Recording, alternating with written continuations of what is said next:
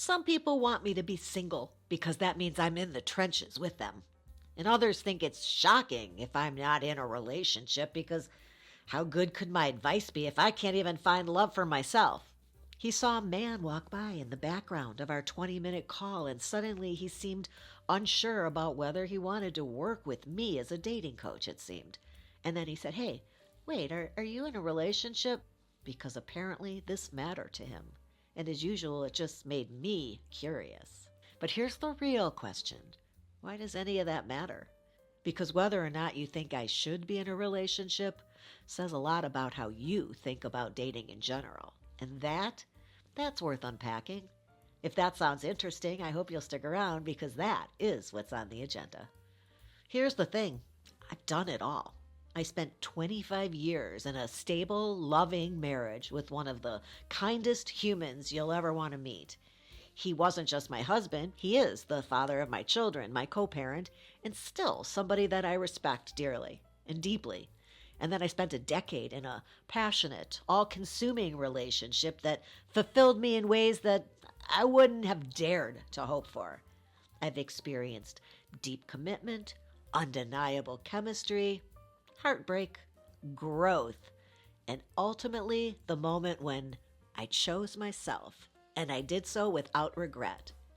That doesn't make me less qualified to coach you. That makes me the most qualified because I'm not selling fairy tales. I'm not pushing people into relationships just for the sake of it. I help people find what truly fits them, not what society tells them they should want.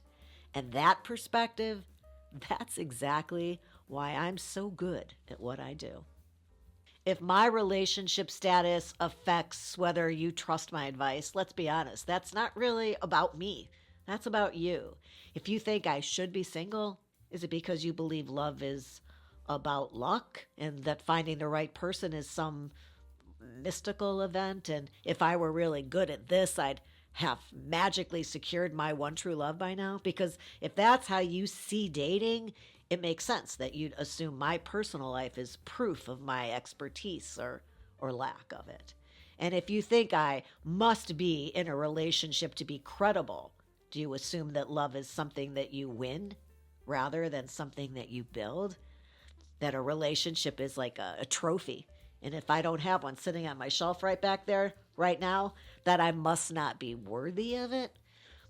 People reveal a lot about their own beliefs when they judge somebody else's choices. So instead of asking, is my matchmaker single?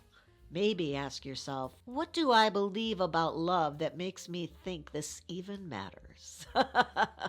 I asked somebody the other day, would you refuse to see a cardiologist because they never had a heart attack? Do they need to actually be in cardiac arrest at that moment they're helping you? Or would you not go to a personal trainer because they're not also trying to lose weight? No, expertise doesn't come from being in the exact same situation as you. It comes from knowledge, experience, and a deep understanding of what actually works. So why would matchmaking or coaching be any different? A good matchmaker or coach doesn't just hand you a person and say, here you go, hope it works out.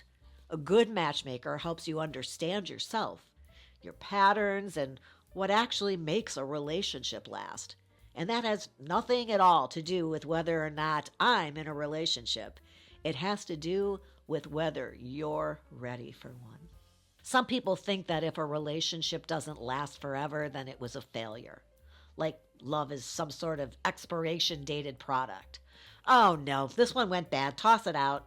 But I don't believe that. Some relationships evolve. They don't always fit neatly into a category, and that's okay. The real skill isn't just finding love. It's learning how to adapt to what love becomes. Maybe that means maintaining a deep friendship with an ex. Yeah, that's allowed. Maybe it means reconnecting after time apart. Again, not illegal. Maybe it means realizing that love didn't fail, it just changed. And this isn't just about past relationships. It's about how you handle dating, commitment, and the fact that connection is rarely a straight line. Are you willing to let love evolve, or are you sitting there with a checklist screaming, this isn't what I ordered.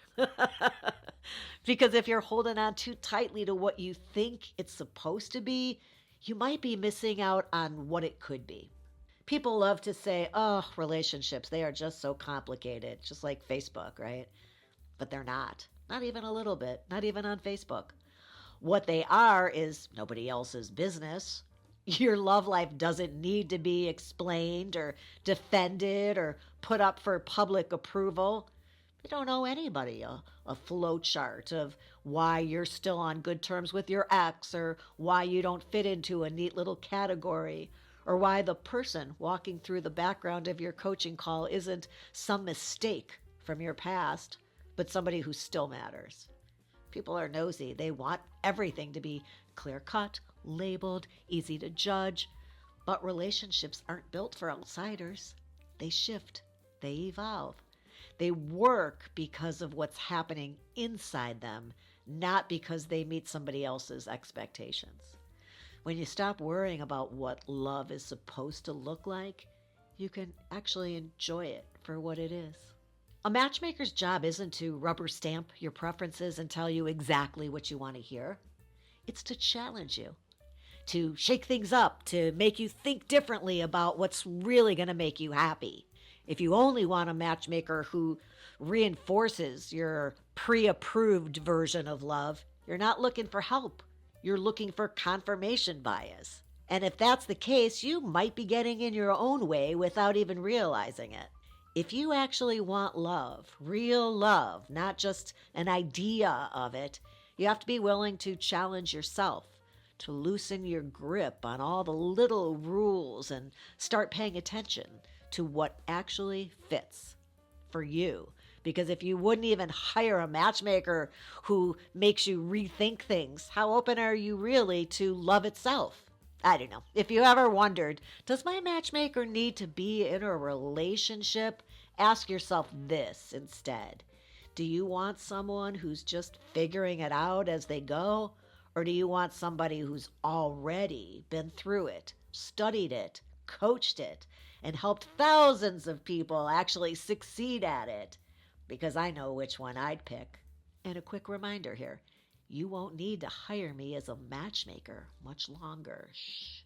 Because I'm getting closer every day to launching my course, a step-by-step system that's going to teach you everything that I've learned as a professional matchmaker so that you can match yourself and find your person. I hope you found that interesting or helpful. If you did, might want to check out this episode. Oh, before you go, my mom would love it if you gave this video a thumbs up. She says if it doesn't get enough likes, she's going to start commenting on all my videos with, "Hi, sweetie, you look kind of tired in this one."